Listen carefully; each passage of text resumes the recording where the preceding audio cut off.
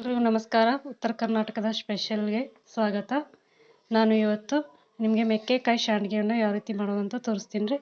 ನಾನು ಇಲ್ಲಿ ಮೆಕ್ಕೆಕಾಯಿನ ಸ್ವಚ್ಛಗೆ ತೊಳೆದ್ಬಿಟ್ಟು ಹೆಚ್ಚಿಟ್ಕೊಂಡಿನಿ ರೀ. ಹೆಚ್ಚಿಗಾರ ಇಟ್ಕೊಂಡು ಮತ್ತೆ ತೊಳೆದು ಬೀಜ ಎಲ್ಲ ತೆಗೆದಿದ್ದೀನಿ ರೀ. ಸ್ವಲ್ಪ ಬೀಜ ಉಳಿದಿದೆ, ಸ್ವಲ್ಪ ಬೀಜ ಹೋದರೆ ಸಾಕು.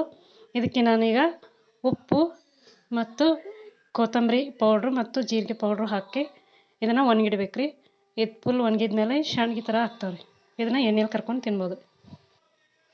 ಈ ಸಂಡಿಗೆಯನ್ನು ಹೇಗೆ ಮಾಡೋದನ್ನು ತೋರಿಸ್ತೀನಿ ರೀ. ಇದಕ್ಕೆ ಯಾವ ರೀತಿ ಉಪ್ಪು ಮತ್ತು ಜೀರಿಗೆ ಪೌಡ್ರು ಮತ್ತು ಕೊತ್ತಂಬರಿ ಪೌಡ್ರು ಹಾಕೋದಂತ ತೋರಿಸ್ತೀನಿ ರೀ. ಇದು ಸಿಂಪಲ್ ಆಗಿರ್ತೈತೆ ರೀ.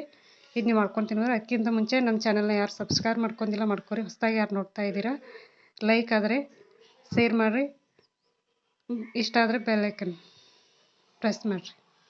ಈಗ ಬನ್ನಿ ನೋಡೋಣ ಯಾವ ರೀತಿ ಮಾಡೋದಂತ. ನೋಡಿ, ಇಲ್ಲಿ ಒಂದು ಉಪ್ಪು ತೊಗೊಂಡಿದ್ದೇನೆ ರೀ, 1 ಸ್ಪೂನು. ಇದಕ್ಕೆ ಜಾಸ್ತಿ ಏನು ಉಪ್ಪು ಇಡಂಗಿಲ್ಲ, ಯಾಕಂದರೆ ಒಣಗಿದ್ಮೇಲೆ ಜಾಸ್ತಿ ಉಪ್ಪು ಹಾಕ್ತಾವ್ರಿ. ಇದಕ್ಕೆ ಇದೊಂದು ಸ್ಪೂನ್ ಹಾಕೋತೇನೆ ರೀ. ಅಂದರೂ ಒಂದು 2-3 kg ಇದೆ ಇದು. 3 kgಲಿ ಒಂದು ಸೌಟ್ ಮೊಟ್ಟೆ, ಒಂದು ಟೇಬಲ್ ಸ್ಪೂನ್ ಅಂತಿರಲ್ಲ, ಒಂದು ದೊಡ್ಡ ಸೌಟ್ ಆದರೆ ಸಾಕು.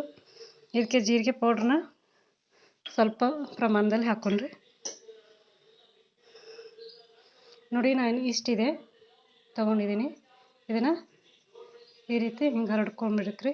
ಇದಕ್ಕೆ ಜಾಸ್ತಿ ಯಾವುದೂ ಮಸಾಲ ಹತ್ತೋದಿಲ್ಲ, ಅಂದರೆ ಕಡಿಮೆ ಇದರಲ್ಲಿ ಮುಗಿದು ಹೋಗುತ್ತೆ. ನೋಡಿ, 1 ಸ್ಪೂನ್ ಅಷ್ಟಿದೆ.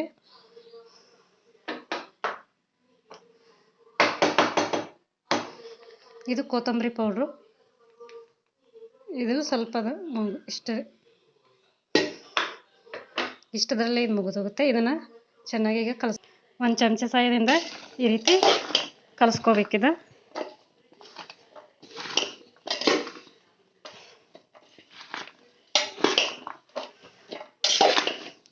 ಇದು ಒಣಗಿದ ಮೇಲೆ ಜಾಸ್ತಿ ಉಪ್ಪು ಹಾಕ್ತವೆ, ಜಾಸ್ತಿ ಉಪ್ಪು ಹಾಕಕ್ಕೆ ಹೋಗ್ಬೇಡ್ರಿ.